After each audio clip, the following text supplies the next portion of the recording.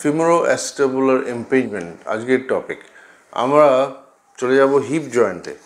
এই hip joint, এটা হচ্ছে পেলভিস জয়েন্ট আর এটা হিপ জয়েন্ট। এই হিপ জয়েন্টে একটা সকেট আছে আর এই হেডটা এটার মধ্যে মুভ করে। যখন এই সকেটটা বড় হয় আর হেডটা ছোট হয় তখন ইমপিঞ্জমেন্ট হতে পারে একটা এক্সট্রিম অফ অ্যাবডাকশনে, আর একটা হতে পারে যদি হেডটা বড় হয় সকেটটা ছোট হয় কোনো কারণে, সেটাতে আবার ব্যথা হতে পারে। এই দুটো প্রবলেমের জন্য এটাকে বলে ফিমোরোঅ্যাস্টাবুলার ইমপিঞ্জমেন্ট।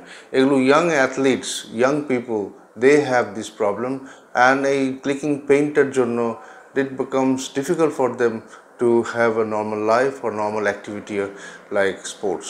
সো কী করতে হবে? এইসব পেশেন্টকে আমাদের এক্স-রে করতে হয়, এমআরআই করতে হয়, দেখে নিতে হয় হিপ জয়েন্টটার কী মেজারমেন্টে কোথায় ডিফেক্ট আছে আর কোন পজিশনে ইমপিঞ্জমেন্টটা হচ্ছে। এখন এদের ট্রিটমেন্ট কি? ইউজুয়ালি আমরা পেইন মেডিকেশন দিয়ে দেখি কিছুদিন, তারপরে যদি তাদের না কমে তখন আর্থ্রোস্কোপিক হিপ সার্জারি করি। Thank you very much.